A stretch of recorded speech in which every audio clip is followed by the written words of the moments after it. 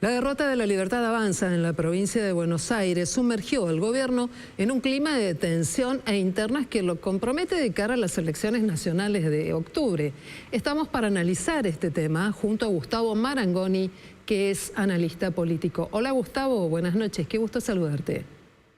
Igualmente, Silvina, buenas noches, muchas gracias por la comunicación. Por favor, queremos poner en el foco qué ha pasado con el gobierno luego del resultado de la elección en la provincia de Buenos Aires. ¿Qué expresaron los habitantes de la provincia de Buenos Aires al no elegir al oficialismo? Bueno, en primer lugar me parece que fue un voto económico, fue un voto bolsillo, fue un voto castigo. Creo que eso es lo que puede dar la comprensión de por qué el peronismo ganó en 6 de las 8 secciones electorales y fundamentalmente por qué ganó en municipios en la zona núcleo, en el corazón agropecuario de la provincia, un territorio que suele no serle favorable. De hecho, se impuso en distritos donde hacía 20 años que no triunfaba. La explicación me parece que es económica. Fue una herramienta de castigo. Recordemos que en las democracias modernas se vota más para castigar que para premiar, para sacar que para poner. Y que son más los oficialismos los que pierden elecciones que las oposiciones las que los ganan. Por supuesto que el que gana tiene su mérito, claro. No dejo de reconocerlo.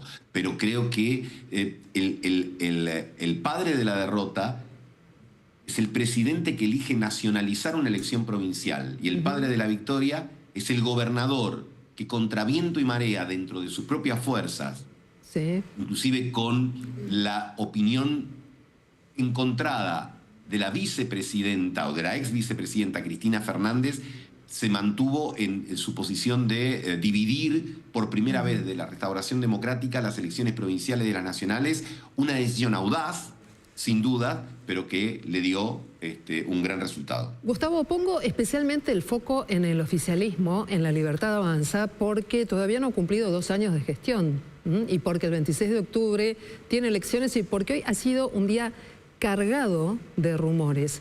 El oficialismo venía con muchos votos, pero de pronto ha quedado con una baja significativa en las 8 secciones electorales. ¿Por qué perdió ese caudal de votos? Bueno, creo que es indispensable mirar la economía, porque había indicadores globales, los indicadores macro, que venían señalando que había un enfriamiento de la actividad económica, que los salarios de los últimos meses venían corriendo por detrás de la inflación. Y creo que el gobierno solo miró el indicador de la inflación, que por supuesto había evolucionado favorablemente. El gobierno recibió una inflación de 3 dígitos y la de este año, por lo menos hasta ayer, está pronosticada en alrededor del 28-30, por lo tanto ahí tenía un activo. Pero ¿qué es lo que sucede? Que muchos hogares empezaban a señalar que, aún reconociendo que la inflación estaba más baja, sus ingresos estaban creciendo por debajo de la inflación. El gobierno se olvidó de la micro. Tal vez el gobierno se haya olvidado de la micro. Exactamente, el consumo disponible, vamos a decirlo así, lo que los economistas denominan a lo que te queda después de pagar lo que no podés dejar de pagar, cada vez es menor. Entonces hay sacrificio en algunos de las primeras a las segundas marcas, en otros de menor cantidad en lo que se refiere a alimentos, en otros de postergar los cambios de indumentaria, y eso a la vez también impacta en el empleo, impacta. Entonces, como cualquier gobierno que arranca, genera expectativas. Y este gobierno generó expectativas muy importantes en diciembre de 2023, 2024, tomó decisiones drásticas, pero ¿cuál es el punto? Que me parece que al empezar a alejar el punto de llegada, al proponer que quizás el ajuste va a durar mucho más de lo que muchos hogares están dispuestos a tolerar, bueno, se genera este cambio de conducta que lo vemos ayer en la provincia de Buenos Aires, pero ya podemos hilvanarlo con los otros resultados en provincias, porque salvo en este distrito, en todos los demás, bueno, no ha tenido un gran desempeño electoral, ¿no? Gustavo, me gustaría que pudiéramos compartir esta declaración que hizo el jefe de gabinete, Guillermo Francos, luego de conocer el resultado y sobre todo porque Francos es un hombre de la política, ¿no?, que conoce todos los sectores, para ver si finalmente el presidente y el gabinete luego van a tomar este rumbo o no. Francos.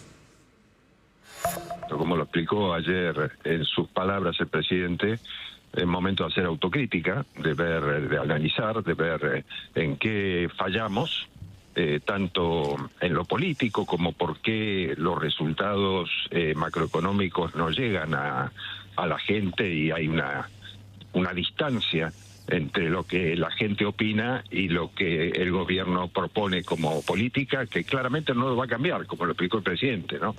Nosotros estamos convencidos que el equilibrio fiscal es la base de un crecimiento económico. Ahora, también es cierto que el pase de la macroeconomía a la micro para la gente es muy importante. Bueno, Gustavo, acá está la cuestión, ¿no?, de alguna manera en línea con lo que vos nos contabas. Pero por otro lado, el presidente acepta la derrota. Va a haber cambios, pero dice que todo en economía va a seguir igual. Y el ministro Luis Caputo dice absolutamente lo mismo. Cambios no habrá en materia económica y nos manda a todos los ciudadanos un abrazo. ¿En qué quedamos? Bueno, es pertinente la pregunta, porque cuando el presidente habló ayer, dijo vamos a corregir los errores, pero no detalló cuáles fueron los errores. Ahí fue general, dijo errores de la política, pero después reafirmó todos los puntos de la política monetaria, fiscal, en todos los órdenes. Y ahí viene el tema. ¿Hay una sola manera de alcanzar el equilibrio presupuestario? El gobierno cree que sí. Quizás sea la hora de evaluar alternativas. Porque para equilibrar gastos e ingresos puede haber distintas propuestas, que es lo que le vienen señalando no solo economistas del entorno conceptual del presidente, sino también aliados o exaliados políticos. Creo que allí lo que parece muchas veces aflorar es una suerte de ideologismo, el único camino, ¿no? Cuando un gobierno se muestra más hermético, dice, es esto o el caos, es esto o el pasado, es esto o el atraso. Y bueno, ese es un artefacto electoral que a veces tiene cierta seducción en el electorado, pero a veces no termina resultando creíble, porque si en cuestiones mucho más complejas se pueden consultar distintos puntos de vista, ¿por qué no en la economía? Si así como en la medicina, cuando hay un caso complejo de una enfermedad, el propio médico tratante envía al paciente a otros pares, a otros médicos, para que puedan justamente intercambiar impresiones, componer un diagnóstico más complejo e interdisciplinario. ¿Por qué no se podría hacer en economía? Yo creo que el parte del reclamo que se vio ayer y que se viene viendo este año es que tiene que haber otro modo, y sobre todo si lo ponemos en el contexto de la discusión de las últimas semanas que involucró al Fondo para la Discapacidad, para la Salud, especificados en el Garrahan, y para la educación pública. Probablemente haya importantes sectores, aún dentro de los votantes de La Libertad Avanza, que digan esos sectores tienen que ser abordados de otra manera, en todo caso mucho más quirúrgica. Si hay ahí fugas de recursos, la solución no puede ser cortarlos todo o de alguna manera aplicar allí la motosierra, porque se cometen muchas injusticias.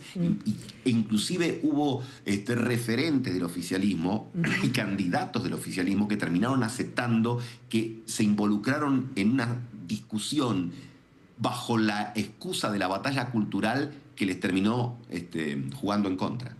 Me parece que es interesante ver estas palabras del presidente cuando asegura que va a ir en la misma línea, más rápido y más profundo, ¿no?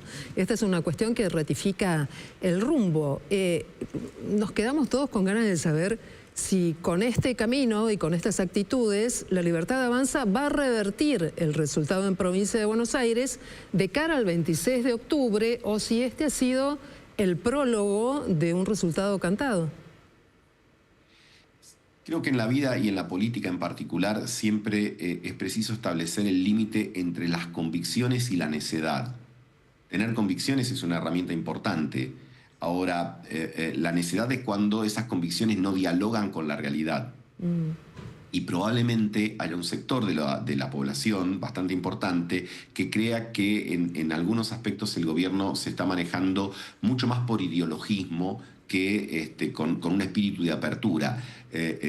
Insisto, en todas las áreas de una administración se puede ser susceptible de recibir puntos de vista críticos, visiones alternativas, y eso en última instancia es parte del juego de una sociedad democrática. Plantear siempre la única posibilidad, el único camino, es además plantear una rigidez que la política, la economía y la vida misma no tienen. Bien, vamos a ver si mañana en la reunión de las 9:30 de la mañana de esta nueva mesa política, pero con prácticamente los mismos integrantes, el gobierno logra repensar alternativas de cara a octubre y sobre todo la gestión. Gustavo, como siempre, un gusto. Muchas gracias, que tengas buenas noches. Igualmente.